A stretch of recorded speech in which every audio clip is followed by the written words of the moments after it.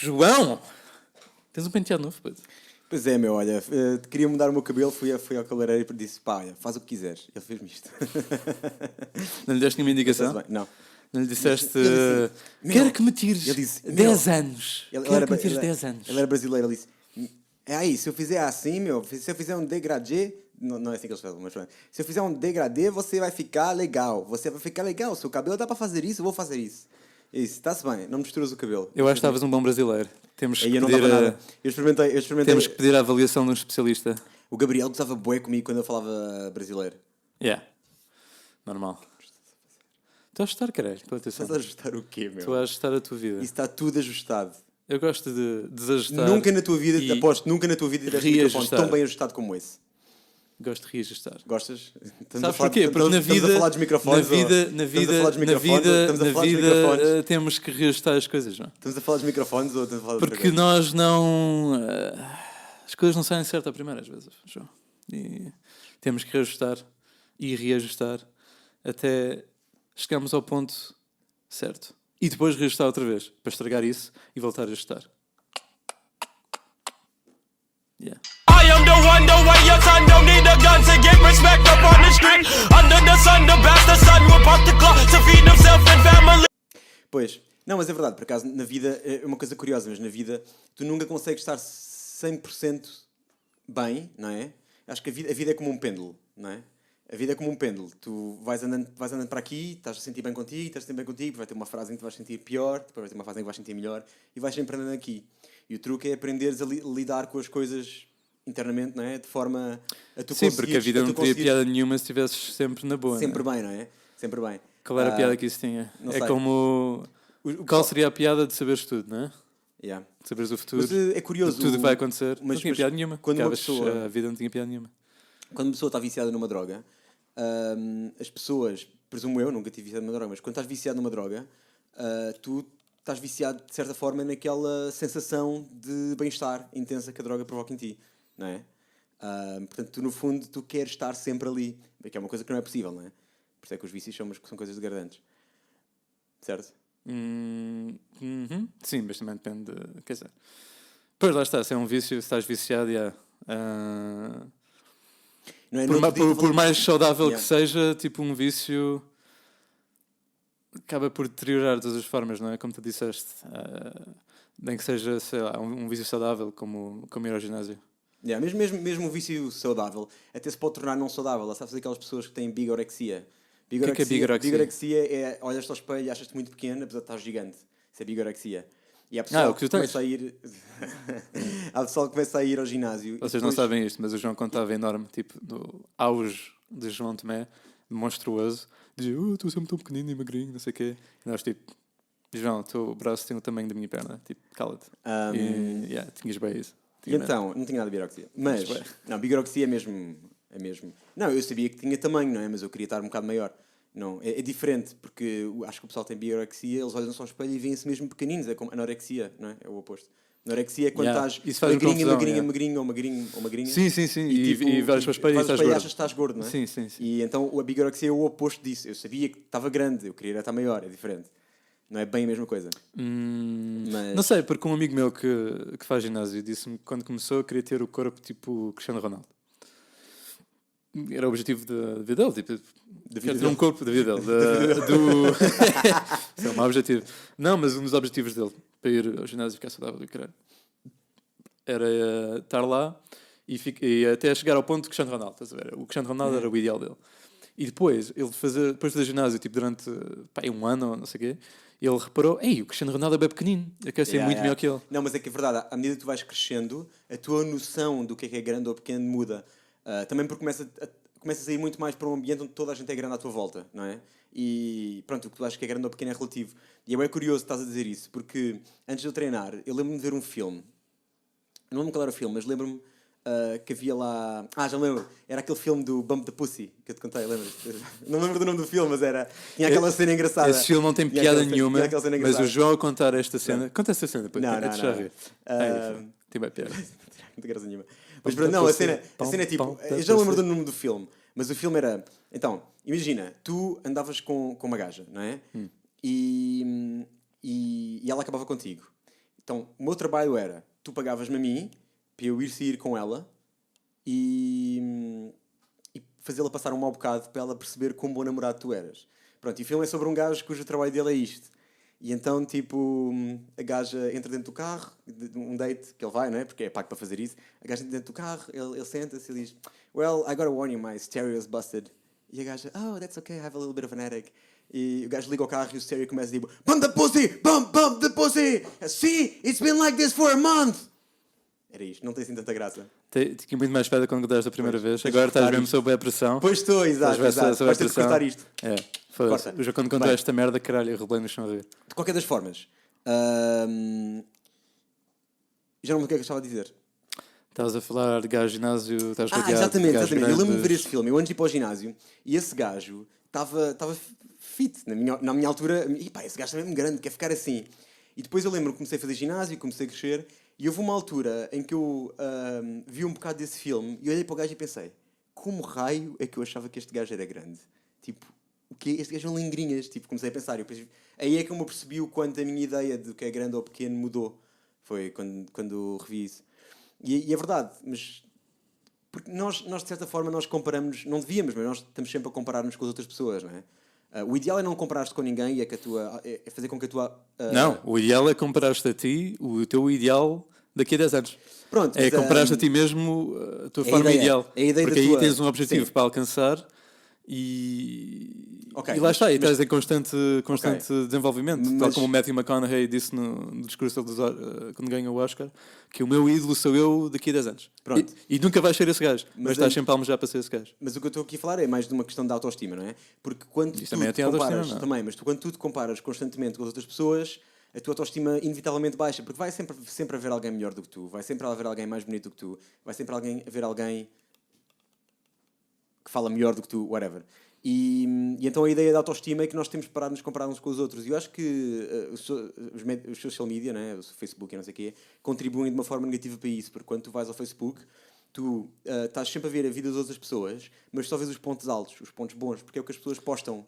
Então depois tu olhas para aquilo, olhas para o teu feed e toda a gente a fazer coisas fixes, toda a gente a viajar, toda a gente a fazer isto, ir para a festa, ir para aquilo, e tu pensas, foda-se, a minha vida não é assim, mas porquê? Não é? Isso é uma das formas como o Facebook contribui. Sim, mas esse argumento já foi explorado várias vezes, a gente fala sobre isso. Mas, enfim, ao cabo, és tu que te deixas influenciar por essa tua percepção disso, meu. Não é os social media que são culpados, és tu. Não, a tua interpretação... É a forma como tu usas o social media. Exato, está bem, mas não é claro, meu, social media que é culpado, tu és o culpado. Ok, mas tu achas, mas é assim, o Facebook está feito para tu não quereres sair dali, está feito para tu, essa sensação de tu sentes-te inferior porque as outras pessoas têm uma vida melhor do que tu, faz-te com que tu queiras postar coisas mais fixes no Facebook, estás a perceber? E isso aquilo, de certa forma é um vício. E claro, o social media não é culpado, mas é que o condicionamento social que tu levas por causa do Facebook, e não é só do Facebook, desde criança tu vais levando com condicionamento social, e o condicionamento social faz com que tu entres na caixa da sociedade, a caixa que tu tens de ser, não podes incomodar as outras pessoas, tens que ir para o teu trabalho 8 horas por dia, tens que fazer... tens que ser um bom marido, tens não sei o quê, certo? O condicionamento social leva-te até aí, não é? Porque, e se és um gajo que sai da norma, a sociedade cai-te em cima, de certa forma. Não é? Aliás, o condicionamento social que nós sofremos hoje em dia é tão intenso que as pessoas, para passarem um bom bocado, têm que beber álcool. As pessoas, se tu pensares bem nisto de uma forma extremamente racional, as pessoas, para se conseguirem divertir e saírem um bocado do condicionamento social que levam todos os dias, ou com que são bombardeadas todos os dias, têm que envenenar o corpo para entrar num estado alterado de consciência onde o condicionamento social deixa de os influenciar de uma forma tão grande. Não é? É mais que isso. É por isso que a maior parte dos homens, quando querem falar com uma gaja, dizem ainda não bebi o suficiente. Por exemplo, não é? Querem abordar alguém... Isso não tem a ver com isso, João. Claro que tem a ver com isso. Não tem a ver com o condicionamento social. Não tem a ver com isso. A minha parte do pessoal bebe porque acha que só pode revelar quem é ele mesmo depois de uns copos a mais. Ou a maior parte do pessoal pensa que se tu bebes tens a desculpa para fazer aquilo que te apetece. Claro que tem a ver com... Claro que tem a ver com condicionamento És condicionado a fazer isso, mas tu pensas que só com álcool é que consegues atingir esse estado. Porque só me estás a ajudar. O que eu te estou a dizer é, o pessoal acha, o pessoal para sair do condicionamento social, não é acha, o pessoal para sair do condicionamento social e para tu te livrares do condicionamento social sem álcool... Sim, exatamente. Para te livrares do condicionamento social. Mas isso é o condicionamento social. Isso é o que estás condicionado a fazer, beber álcool para pensar que consegues ser tu mesmo. Quando na verdade és sempre tu mesmo, consegues Não acho. ter sempre acesso a essas cenas e vais beber porque pensas que... aliás, é porque isso é o que a sociedade diz, não é? Diz para te beber. Não concordo. Não, eu concordo que a sociedade diz para te beberes, exato, porque aquilo adormece-te. Mas não é isso que eu estou a falar, é que não é a sociedade que diz que tu, para te livrar do condicionamento social, tu tens de beber. Tu tens de beber para te livrar do condicionamento social, porque caso contrário, para te conseguires livrar... Eu acho que há duas... Desculpa lá, tens estado aqui a falar, a dominar completamente a conversa, me deixaste falar uma única vez até agora. Claro, mas posso acabar o meu raciocínio? Não. Deixa-me falar também uma beca, meu. Eu acho que são duas formas completamente diferentes de ver as coisas, mas que advêm de ti mesmo.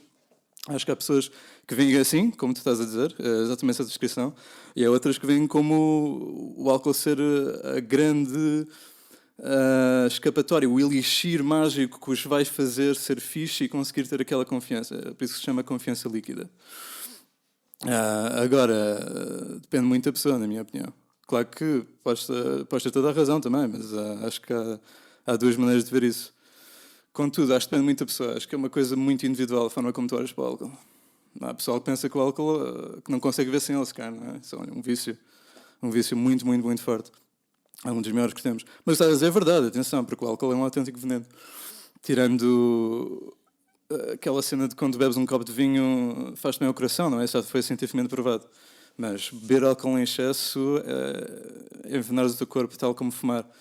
E é curioso como o álcool e o tabaco, que matam muito mais pessoas do que overdoses de heroína, do que overdoses em farmacêuticos, é totalmente legal beberes quando quiseres, até estatelares no chão, mas fumar um charro que nunca matou ninguém é completamente banido. E é bem curioso, exato, meu, tipo, é uma forma de controle mental, na verdade, não é? Tu vês? Ok. Vou acabar o meu raciocínio e depois respondo ao que acabaste de dizer.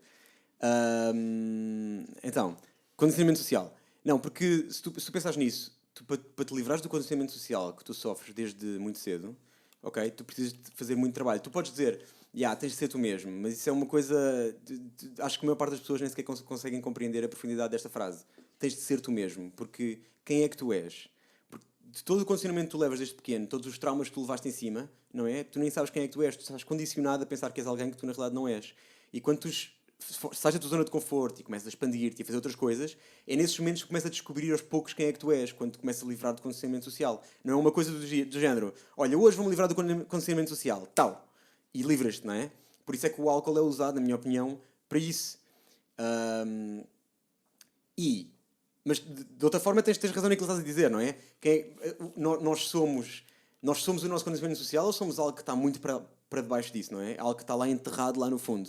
Porque desde pequeno nós estamos a crescer e tu gostas de uma coisa e dizes não podes gostar dessa, és um homem, não podes mostrar as tuas emoções, não podes chorar, sei lá, várias coisas que vão-te dizendo, não é? Tu fazes uma coisa e os teus pais acham que não é certo e zangam-se contigo e tu pensas, não posso fazer isto porque não é certo. E estás a reprimir coisas que se fazem parte da tua personalidade, não é? E não é só o condicionamento social, é o condicionamento todo que tu levas desde que tu cresces até... Tu achas que tens uma personalidade antes de ter experiências, então? Acho que as tuas experiências, ou seja, exatamente, a tua história cria a tua história é o teu condicionamento. Tu és algo que está por debaixo disso tudo. E quem é algo que tu vais descobrindo quando tu naturalmente expandes a tua zona de conforto e vais atrás daquilo que queres, não é? Mesmo o facto... Eu acho que, o facto, por exemplo, a cena de engatar, não é? E de sair e conhecer mulheres, eu acho que isso tem bué valor e é uma forma de tu conseguires evoluir muito rápido, porque, quem é que consegue sair e abordar uma miúda? Sim, na verdade é uma forma de autodescobrimento. É uma forma de descobrir, porque tu, o que é que estás a aprender a fazer? Um dia vais sair, estás em baixo, não é? Queres falar com aquela miúda e vais falar com ela e estás um bocado em baixo. E depois descobres uma maneira de puxar outra vez para cima. No fundo estás a descobrir como é que carregas nos teus botões, não é? Não estou a sentir muito bem hoje, como é que eu posso ir falar, não é? Estás a descobrir como é que os teus processos internos funcionam e à medida que vais descobrindo isso, vais descobrindo melhores formas de lidar com ele. Por isso, sei lá, a ansiedade, não é? A ansiedade da abordagem. Que é uma coisa que toda a gente sofre, na realidade, não é? Antes de falar da ansiedade de abordagem, tens de explicar o que é abordagem. Estava a explicar isso a outra pessoa. Nós às vezes falamos disto como se assumindo que as pessoas já sabem o que é abordar, o que é a ansiedade de abordagem, o que é isso tudo. Abordar é, basicamente, falares com alguém, não precisa ser uma miúda, pode ser um homem também, mas neste caso vamos falar para mulheres, não é? Se tu queres falar com uma miúda seja de dia, seja à tarde, seja onde quer que seja, no supermercado, não interessa, a maior parte dos homens, aliás, todos os homens, sentem ansiedade antes de o fazer, não é? E sentem uma sensação no peito que os impede de fazer. E isso é ansiedade de abordagem, não é? Porque normalmente é o medo de rejeição, é o condicionamento social de epá, eu não vou incomodá-la, ela está no dia-a-dia dela, não é? Mas, para ser sincero, 90%, 99% das vezes que eu falei com uma miúda ao meio do dia, foi bem recebido. Se calhar não quer dizer que tenha ficado com o número dela ou que tenha ido num date com ela, mas normalmente foi bem recebido. Ela, se não quer, ela diz não, obrigado. Pronto. E vamos os dois no nosso caminho divergente. Mas... Portanto, são os teus conceitos do que é que vai acontecer que na realidade te impedem de fazer isso. É o teu condicionamento. Tu pensas, eu no passado aconteceu isto, quando falei com uma miúda, portanto agora se eu falar com ela vou ser rejeitado, toda a gente à volta vai ver, vão se rir. Sei lá, quando eras miúdo, se calhar na escola, falavas com uma miúda ou dizias que gostavas de uma miúda e o pessoal gozava contigo, não é? E todo o teu condicionamento impede de fazer isso. O pessoal gozava bem com isso, não é? Na primária. Isso vem logo da primária, puto. Tu quando dizia, nem precisavas dizer, bastava passar X tempo com uma rapariga. E começavam a gozar contigo, não é? Começavam logo a cair-te em cima. Porque na verdade tinham medo de fazer isso eles mesmos. Porque isso requer bem colhões, meu. E é o que descobres agora na tua fase adulta, que se não te mexeres, se não fizeres coisas a acontecer, depois não acontece mesmo nada. Tipo, és tu que tens de tomar as rédeas da tua vida. Tens de tomar responsabilidade. Em todos os aspectos, meu. Em todos os aspectos. E acho que uma coisa que falta muito é... Na sociedade, deixa eu falar dos homens hoje em dia. Eu, por acaso, estou a ler um livro muito fixe, que é o Fire in the Belly, On Being a Man. Não me lembro do nome do autor. Mas ele basicamente ele estuda a masculinidade. Estuda o que é ser homem e porque é que a masculinidade nos tempos atuais está a falhar. E uma das coisas que ele atribui àquilo é o facto dos pais serem muito ausentes. Os pais, homens, não é? Porque um miúdo, no processo de crescimento dele, precisa da mãe e do pai. Precisa das duas energias, masculina e feminina. Pois, não precisas exatamente de um homem pai e de uma mãe mulher. Precisas de alguém que o seu core, o seu âmago, tenha uma energia feminina e depois tem uma energia masculina. É por isso que, porque se fosse mesmo preciso um homem e uma mulher, tipo, como é que explicas... crianças a ser criadas num ambiente friamente saudável por casais lésbicos ou casais gays. Sim. Não, estou a falar... Na verdade é sempre esta polaridade. É a polaridade que cria o ser humano, não é? Exatamente. E o David Icke fala que nós todos temos a polaridade masculina e feminina dentro de nós, não é? The Way of the Superior Man. Exatamente. Aquele livro que estás a ler e que nunca mais me devolves. Yeah. Mas nós temos a polaridade masculina e feminina. E há pessoas que têm mais essência feminina, o pessoal tem mais essência masculina, não é? A essência masculina, no fundo... já leste o livro? Okay. O que é a essência masculina, Tiago? Mano, a essência masculina é muita coisa, meu. Vem desde aquele lado, nosso lado mais ambicioso, nosso lado mais de caçador, agressivo, não no sentido só de violência, mas agressivo no sentido de assertividade também, de saber o que queremos e de irmos buscar o que nós queremos com uma claridade de propósito, entre outras merdas, é muita coisa. E como estavas a dizer, atualmente o que se está a testemunhar agora com toda esta conversa de igualdade entre os sexos, que é perfeitamente ótimo, especialmente num ambiente de trabalho, ambiente de escritório, no ambiente profissional no geral, realmente devemos ser iguais e equivalentes, não é? Devemos ter equivalência e igualdade de oportunidades e de direitos. E isso é ótimo que está a acontecer agora. Aliás, é ilegal, atualmente é ilegal uma mulher fazer menos do que um homem quando estão a desempenhar a mesma função. Isto agora são protegidos por lei, pelo menos no mundo ocidental. Isto agora é um facto. E isso é ótimo, essa igualdade é ótima. Mas o que também está a acontecer agora é que a igualdade está agora a ir para esta área das energias também. De quando um casal deve ser igual no sexo, por exemplo. Devem ser todos iguais. E é um facto que isto não funciona, porque alguém tem que ter sempre o lado masculino e o lado feminino em relações amorosas e relações sexuais. Tens de ter sempre alguém com uma core feminina e alguém com uma core masculina. Porque é esta polaridade que cria a química entre as pessoas e é esta polaridade que cria a felicidade no lar, na verdade. E quem diz... mas lá está, não interpretem isto de forma machista, não é? Não é sempre o homem que tem que ter o core masculino e a mulher que tem que ter o core feminino. Não, às vezes isto troca-se. Tipo, há imensas mulheres, confesso, é uma minoria, mas existem imensas mesmo, que têm um core masculino E existem imensos homens também que têm um core feminino, estás a ver? E essas relações funcionam assim. E o que está a acontecer agora é que queremos, tipo, criar igualdade também neste âmbito. E não funciona. Não funciona. Basta irem à net, basta ver vídeos sobre isto e simplesmente uma coisa não funciona atualmente na sociedade. E que está constantemente a ser puxado. Cada vez mais, com nova legislação, tudo isto. Isto é uma conversa que já existe desde que eu nasci. Pois é. De igualdade. E é verdade, porque a nossa essência masculina e feminina...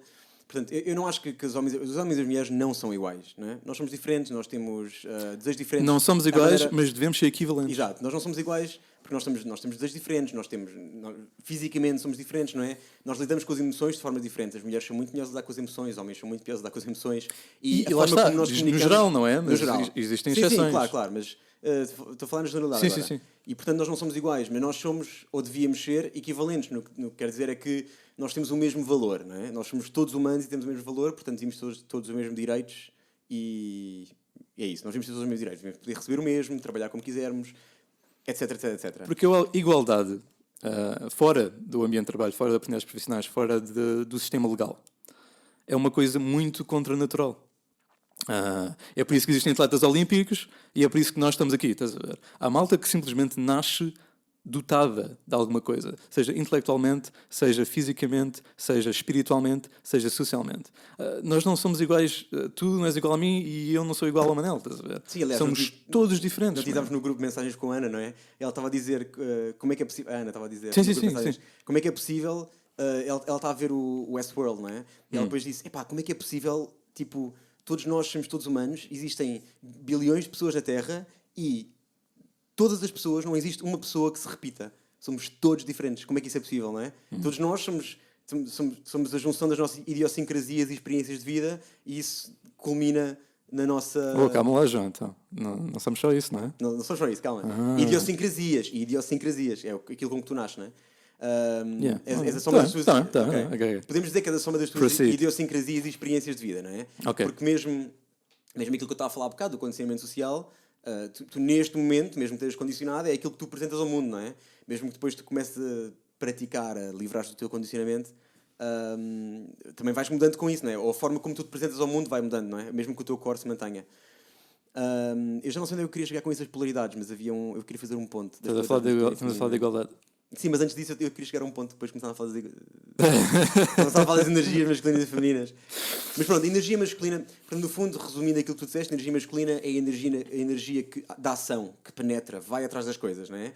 A energia feminina é a energia que dá energia, que nurturing. Nurturing não tem tradução em português. É bem difícil explicar isso. Mas é aquele instinto materno, não é? Aquele instinto materno. E a verdade é que seja dita que se tu estás a namorar, por exemplo, a minha namorada tinha uma energia muito feminina. Ela tinha energia muito feminina. E se eu chegava a casa cansado mesmo, de rastros, estás a ver? E eu sentava-me ao lado dela e ela tinha aquela energia maternal, não sei explicar, mas exato, feminina. E eu sentia-me energizado, eu sentia com muito mais energia logo depois, só por estar com ela um bocado, estás a ver? Isso é um bom exemplo, não é? E depois, claro, que há casais que é o oposto, não é? Há casais que o homem é que tem energia feminina e a mulher é que tem energia masculina. Exatamente, há casais em que o homem fica em casa atrás dos filhos e a mulher vai ser a CEO da Sony, uma merda qualquer. Exato. Isto é em termos de energia, masculina, feminina, yin, yang, como quiser chamar. Não é? Mas o que é um facto também é que normalmente é o homem que tem esta energia. Normalmente. Sim, por norma. É isso. Ou tem maior quantidade, porque as mulheres também têm energia masculina. E é curioso como isto depois também afeta as tuas escolhas profissionais. Há um grande debate agora e já há mais de 10 anos que andam com esta conversa. Estão sempre a queixar que as mulheres nunca vão para empregos relacionados com ciência ou matemáticas ou engenharia, sim. Mas estavam sempre a queixar disso, estás a ver? E agora criaram tipo 1 milhão de incentivos nessas áreas para as mulheres escolherem mais essas áreas e irem mais para essas áreas. De facto está a haver um maior influxo, mas continuam a ser áreas dominadas por homens. Uma grande porcentagem de homens dominam estas áreas. E é curioso, tu vais para a Islândia, que é o país mais equivalente e com a maior igualdade de oportunidade na Europa neste momento, e tu notas que eles já fizeram tudo o que podiam fazer para igualar estes campos, para dar as mesmas oportunidades tanto a mulheres como homens. E o que se vê é que os homens continuam a dominar estas áreas, porque simplesmente são áreas para onde eles gravitam mais, sentem-se mais atraídos para liderar empresas ou para fazer experiências num laboratório, estás a ver? E as mulheres gostam mais de ensinar, a tratar das pessoas, têm um cariz muito mais... qual é a palavra? De dar, tipo, sem pensar nelas. Como é que se diz? Altruísmo, exatamente, a palavra que eu estava a pensar. São muito mais altruístas normalmente que os homens. As mulheres normalmente são muito mais altruístas que os homens. E não tem nada mal nenhum com isto, estás a ver? Não há necessidade de... Não, tem que ser igual. 50% aqui, 50% aqui. E não há necessidade nenhuma disto acontecer, estás a ver? E temos de deixar as pessoas só seguirem e fazerem o que elas querem, estás a ver? E é uma das grandes diferenças do sexo. É uma diferença que temos que aceitar, que realmente os homens e as mulheres são diferentes em muitas áreas fundamentais. Yeah. Não, é verdade, mas... no entanto, nós devíamos ter a possibilidade de todos fazermos o que queremos, não é? Independentemente do que seja. Nós temos a possibilidade de... se eu sou mulher e gosto de ciências, vou para as ciências, exatamente. Não é? Exatamente. Mas... Não, eu espero que o mundo esteja a crescer para esse lado, não é? Mas...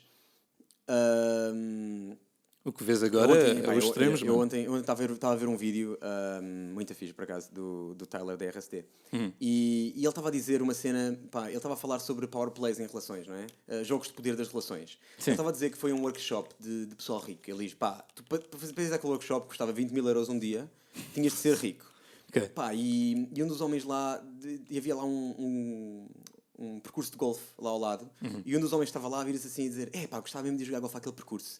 Tenho que perguntar à mulher. E o pessoal lá volta tens de perguntar à mulher, não sei o quê. E o Tyler achava que ele estava a gozar, estás a ver? E ele começa a gozar com ele, tens de perguntar à mulher! E ele disse, não podes respeitar a mulher, meu. E ele diz assim, espera aí, tu tens que perguntar à tua mulher se podes ir jogar ao percurso de golfe aqui ao lado, e se ela não deixar, não vais? E ele tipo, não vou. Pronto, e ele estava a falar do que é que eram relações codependentes, relações independentes e relações interdependentes. E a tua ideia é chegar a relações interdependentes, não é? Sim. Nenhum precisa do outro, mas ambos contribuem para a relação de uma forma holística. E pronto, ele estava a falar que isso é uma relação codependente, não é? E ele começa a falar das coisas que... É bem curioso, ele fala, por exemplo, o que acontece nesse tipo de relações? Acontece é que a mulher, numa relação codependente, não é? A mulher nunca quer nem que o homem esteja demasiado bem, porque tem medo de o perder, se isso acontecer. Por isso é que é uma relação codependente, eles necessitam muito um do outro. E a mulher, também, mas quando o homem está muito em baixo, ela também não quer que ele esteja lá, ele quer que esteja ali no meio. Então ela suporta-o, estás a ver? Então ele não o consegue deixar, porque apesar de ela não o deixar avançar, ela suporta quando ele está em baixo, estás a ver? E mantém-no sempre ali num limbo, e é essa a situação do coisa de golfe, estás a ver? E isso é o jogo de poder que as mulheres fazem na relação. Mas depois ele diz assim, e vocês acham que quando é o oposto, quando é o homem que faz o jogo de poder, é melhor ou pior para as mulheres? Não é? E se tu fores ver, é muito pior para as mulheres. Porque o que é um jogo de poder do homem numa relação codependente? É o homem maltratar a mulher, bater-lhe, ser agressivo fisicamente e psicologicamente. E ele diz que teve a trabalhar com mulheres, a fazer terapia com elas durante 6 meses da vida dele, teve a trabalhar. E o que ele fazia era ajudava mulheres que estavam nessa situação, não é? E ele diz, as mulheres perdem de tal maneira a sua autoestima por causa daquilo que alguns homens lhes fazem que elas não conseguem sair da relação. Eles não conseguem sair da relação porque acham que mais ninguém a vai assaltar, porque acham que são uma merda pela forma como os homens dela, uma pessoa que supostamente as ama, não é? As trata. Então, mas calma lá, estás a dizer que então os jogos de poder das mulheres para os homens são sempre muito menos traumatizantes do que os jogos de poder dos homens para as mulheres? Sem dúvida. Sem dúvida. Eu não sei se isso é verdade no geral, talvez, mas também já viste homens completamente destruídos por mulheres. Claro, também já vi. Porque não são só os homens que podem ser psicologicamente agressivos com mulheres também. Sim, também as mulheres, aliás, dominam muito mais essa área do que os homens. Sim, ser psicologicamente agressivo é normalmente... Eu conheci o caso de uma rapariga que estava numa relação tipo... Sim. Que acho que ele lhe batia, não é? Okay. E ela não saía dali, ela foi à polícia, depois retirou a queixa, porque ele, não, vai ficar tudo bem agora, depois ele batia-lhe outra vez e não sei o quê. Sim, isso é uma coisa bem generalizada. Tipo, normalmente, relações em que o homem bate na mulher é sempre uma dificuldade gigante da mulher, nem todos a sair, simplesmente dizer à polícia, tipo, não, ele bateu-me, tipo, quero, como é que se diz, press charges? Deve ser apresentar a queixa. Apresentar a queixa. Deve ser uma coisa extremamente complicada. Eu nem consigo imaginar o que é, tipo, para uma mulher.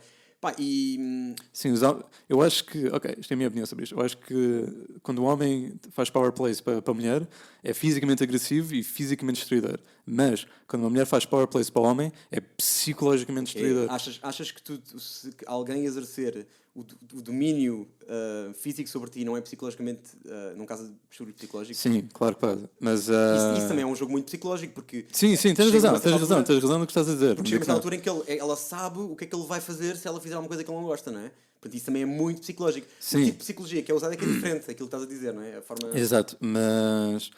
Ok, mas eu acho que tu, com algum trabalho, consegues recuperar dos danos psicológicos causados por uma relação fisicamente agressiva, certo?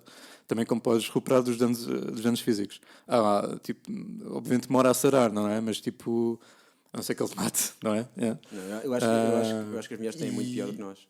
Está bem, mas também tens visto do outro prisma. Há gajos que nunca recuperam dos danos psicológicos que as mulheres fazem eles. E há mulheres que nunca recuperam dos danos psicológicos que os homens fazem elas, não Também, é? ok, tens razão. Eu, na minha opinião, aquilo com que as mulheres levam, pela minha experiência, pelo que eu já vi, Sim. e porque por acaso nesse vídeo o gajo estava a falar sobre... Não falou sobre as mulheres que iam à terapia, não é? Mas falou sobre algumas cenas que ele retirou daquilo, não é? Daquela experiência de estar a ajudá-las. As mulheres levam muito pior do que nós nesse aspecto. E é tudo porque nós estamos todos nós, em vez de nós usarmos desta vida, para nós oferecermos, não é? Para nós, tipo, partilharmos, nós usamos isto para retirar. Nós estamos num mindset de retirar, em que... Ou seja, isto é uma realidade cooperativa e nós devíamos ver esta realidade como uma realidade cooperativa, uma realidade em que nós somos todos amigos, não é? Só que a maior parte das pessoas saem à rua e olham para outras pessoas como o outro, não é? Não olham para a realidade como uma coisa cooperativa. E é daí, estas relações disfuncionais vêm daí, não é? Porque é uma relação em que tu só retiras, só tentas retirar para ti. É uma relação codependente. Uma relação tóxica. É uma relação tóxica, no fundo. Mas pronto, este tópico podia ser... Vamos falar aqui umas 10 horas sobre isto. para mangas. E... Nem sequer falamos ainda Não falamos sobre nada, não é? do aspecto legal também disto. Que as mulheres normalmente... Pronto, tens esse aspecto em que quando um homem faz power plays para a mulher, fisicamente é sempre muito mais demolidor, não é? Do que quando a mulher ataca psicologicamente. Supostamente através do workshop que estás a falar. Mas depois também tens o outro prisma em que as mulheres são sempre muito mais beneficiadas legalmente em qualquer situação do que os homens. Há um certo equilíbrio aqui. Principalmente no Canadá, as leis de divórcio do Canadá são tipo horríveis para homens. Que acho que é a forma da sociedade equilibrar isso, não é? Tipo, como quando um homem é abusador fisicamente... isso é destruidor para a mulher. E em contrapartida, se uma mulher se consegue remover desta relação e depois entrar numa batalha legal contra o homem, legalmente uma mulher normalmente tem muito mais facilidade e muito mais poder em arruinar financeiramente o homem. Sim, eu percebo. É curioso este balanço que existe. Tens razão, mas eu acho que a nossa sociedade devia evoluir para... Porque enquanto nós estivemos sempre preocupados com as leis e como é tudo resolvido em tribunal e como é uma guerra, não é? Nós estamos preocupados com a guerra. Nós vivemos numa sociedade de guerra, não é? Tipo, eu acho que vivemos num universo de guerra. Mesmo é verdade. Mesmo que agora não estejamos... Tipo, tivemos a Segunda Guerra Mundial, não é? Mas os jogos económicos que são feitos, se tu fores ver, as estratégias de guerra antigas... Todas aplicam-se a estratégias comerciais de empresas. Sim. E tens o manual do Sun Tzu adaptado para empresas. Exatamente. E essa guerra toda dos tribunais, não sei o quê, e a nossa sociedade devia evoluir para ir à raiz do problema, que é as pessoas que fazem esse tipo de coisas, é porque têm distúrbios, é porque não conseguem lidar com as suas próprias coisas, e é porque vivem numa realidade codependente e acham que só têm de retirar e não têm nada para dar. E se a nossa sociedade se preocupasse mais na próxima geração, não é? Ensinar as pessoas a lidarem com as coisas que elas sentem, ensinar as pessoas a vivermos numa realidade interdependente e numa realidade em que todos podemos contribuir para algo muito maior. Eu acho que nós tínhamos um novo paradigma social. Sim, mas o que estás a dizer é eliminar conflito das vezes das pessoas, então, é isso? Exatamente, porque o conflito externo, não é? Começa com o conflito interno. Tu és mau para alguém quando cá dentro és mau para ti. Mas isso é ainda mais É abrangente que projeção, isso, não é? meu. Conflito, meu, é uma coisa totalmente universal, não só na nossa espécie, como em outras espécies. Há quem diga até que o universo só se preocupa com 3 coisas, que é conflito, resolução e constante desenvolvimento. E constante melhoria. Se calhar, ok, nós nascemos com um conflito eterno, estamos sempre presos em algum conflito externo. Normalmente, em qualquer fase da tua vida, tens um conflito a acontecer. Nem que seja um conflito passivo, por assim dizer. Imagina, devias estar muito bem nas Bahamas, mas estás chateado com a tua mãe. Estás a ver? Havia aí um conflito que ainda não tinha sido resolvido, certo? Se calhar é a forma do universo nos dizer se nos queremos melhorar, temos que conseguir alcançar a resolução dos nossos conflitos. E é através da resolução destes conflitos que nos conseguimos melhorar e alcançar um novo nível, não é? Porque se fores a ver, tipo, os grandes desenvolvimentos da raça humana, os grandes breakthroughs, as grandes coisas que conseguimos alcançar, normalmente advêm sempre de conflito. Por exemplo, aquela coisa de chegar ao espaço, dos primeiros a chegar à Lua, entre os Estados Unidos e a Rússia. Estás a ver? Este conflito, esta competição, ok, foi o que proporcionou o desenvolvimento dessa tecnologia Claro. para chegarmos mais Sim, longe. nem Não é? preciso ir tão longe. Na Segunda Guerra Mundial, Alan Turing inventou uma máquina que descodificava as comunicações alemãs, não é? Alemãs, é. E é daí que nasceu o computador. Portanto, o computador foi descoberto na Segunda Guerra Mundial. É verdade, meu, e é curioso como o conflito é que é o grande elemento em comum dessas coisas Sim, todas. mas a verdade é que nunca, que eu saiba, se calhar estou a ser ignorante, nunca houve um período na Terra em que nós estivéssemos completamente em paz, não é? Nunca houve. Portanto, tu nem sequer consegues conceber o que é que advém daí. Porque tudo aquilo que nós sabemos sempre houve conflito. Nós sempre estivemos em conflito. Seja conflito entre tribos, seja conflito entre países, seja conflito entre civilizações, religiões, sempre em conflito, não é? E, portanto, eu não sei até que ponto é que uma situação de paz, não é? Nos ia permitir evoluir. Se calhar não nos ia permitir evoluir tecnologicamente, da forma como nós evoluímos agora através do conflito, não é? Porque há muito dinheiro que vai para a guerra, e etc, etc, e através desse dinheiro há muita evolução tecnológica, mas se calhar íamos ter outro tipo de evolução, que era uma evolução espiritual. Mesmo que não acredites em espiritualidade, não é? O facto de nós evoluirmos como uma pessoa no mundo físico, não é? Isso é a evolução espiritual, não é? Mas a evolução espiritual também vem de um conflito, não é? Um conflito eterno. Tu, para alcançares uma nova evolução espiritual, tens que resolver primeiro os conflitos que tens a ti mesmo. E é isso que te traz a evolução. É deixares ir, é largares os conflitos, é deixá-los ir, perceber que isso não existe, que nada disso existe, que tudo isso é temporário e que isso nada disso importa. Sim, mas lá está, mas para conseguires a evolução tens de saber o que é conflito. Tens que lidar com conflito. Não, sim, nós provavelmente nós nascemos com conflito, diria eu, mas eu nunca pensei muito sobre isso. Mas quando nós nascemos, não é? Nós vimos para um mundo novo, nós somos altamente sensíveis. Tu, quando és criança, acho que os teus nervos são altamente sensíveis e tu sentes tudo, porque estás a sentir tudo pela primeira vez, não é? A não ser que acredites em reencarnações. Há quem diga até que não só fisicamente, sensível fisicamente, mas como sensível espiritualmente. Sim, há imensas histórias de bebés ou de malta que conseguiu aceder a memórias de quando eram crianças e viam cenas tipo à volta deles, cenas que eles não conseguiam explicar, que não haviam palavras para explicar. Acho que foste tu que me contaste daquela história que era um bacana. Do David Lynch? Não era essa. Não, era um miúdo que nasceu e estava sempre a perguntar aos pais onde é que está a minha outra mãe? Onde é que está a minha outra mãe? Onde é que está a minha outra mãe? Não contei essa história. Nem conheço essa história. E depois eles um dia estavam a passar de carro por uma casa e ele apontou para a casa e disse: foi aqui que eu morri. E depois eles foram ver o que é que tinha acontecido na carro. Tinha acontecido um assassino lá há pouco tempo em que tinha morrido uma criança e dois adultos. E há imensas histórias dessas. Há boas histórias assim macabras. Será que as histórias são mesmo reais ou é... E é curioso que o elemento em comum destas histórias são sempre crianças. Sim. Normalmente são sempre crianças que veem o fantasma do avô morto. Essa então é super popular, do miúdo que está num quintal, aponta para acenar a janela e os pais perguntam: então, para quem é que estás a acenar? E é para o avô. Já tinha morrido há 20 anos atrás. São sempre crianças, mano. Mas também não sei se também a possibilidade, cientificamente, há a possibilidade que o cérebro evoluir, não é? Que as crianças possam alucinar enquanto o cérebro está em evolução. Não sei.